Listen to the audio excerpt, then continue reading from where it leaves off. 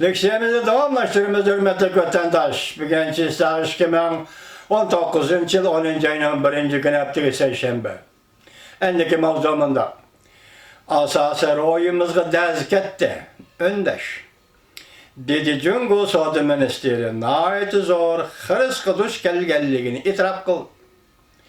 Mavzulu haber 9. ayının 30. günü Cungo'ga nazar torbiti ilan kılındı. Haber mundak başladı.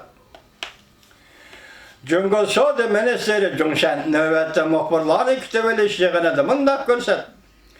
Cungo şirketleri Soğudu uruşunun tesiri uçurap mislisiz hırs kılıç geldi.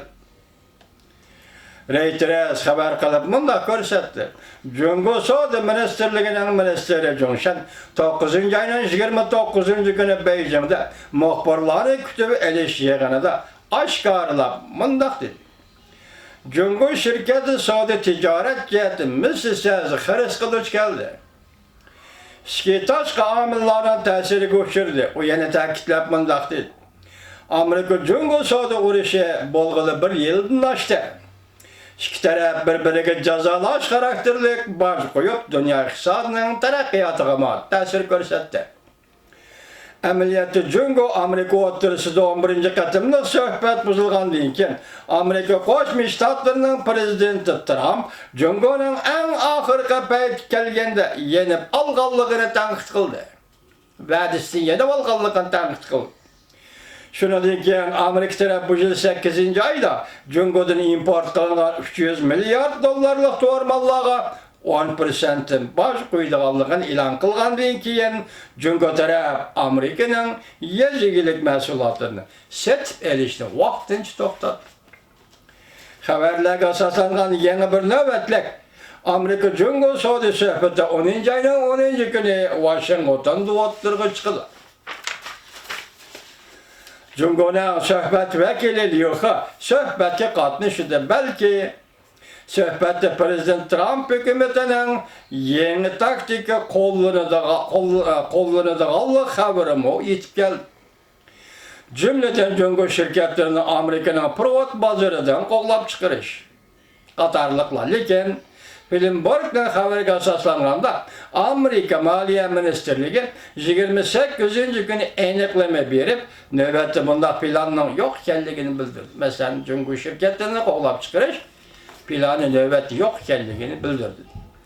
Dikkat qilishga arziydigan bir taraf shuki, Prezident Trump 9. ayının 24. günü Birleşken Devletler Teşkilatı'nın 74. katımlık umumi yig'inida Cungo'nun savdo ticaret vasıtalarının adaletsizligini tanqid qildi.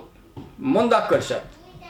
Cungo o'zi bergan islohot qilish va'dasini ijro qilishni rad qilib qolmasdan, islohot elib beraman degan va'dasini ijro qilishni rad qilib qolmasdan, yana zo'r ko'lamlik savdo qo'rg'ini qurishni, moliyadan qo'shimcha haq berishni, pulni kontrol qilish, mahsulotlarni to'kma qilib setish, texnika o'tinib berishga majburlash, aqliy mulkni o'g'irlash, savdo maxfiyatikini o'g'irlash asosidagi iqtisod andizisini yo'lga qo'yib keldi, dedi Prezident Trump Birleşken Devletler Teşkilatı'nın umumi yig'ini. Prezident Trump yana mundaq ko'rsatdi. Adolatsiz savdo Amerika ve başka devletler bir neçe milyon kişilik iş yuburistidan ayırıp etdi. Şundaqla Prezident Trump keçirildi.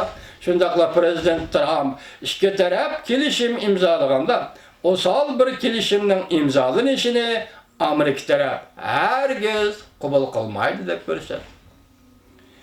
Savdo urush Cungo iqtisodiga intayin zo'r ta'sir ko'rsatdi. Cungo'nun Amerikaga eksport savdosi 8. ayda ciddi azlab ketdi.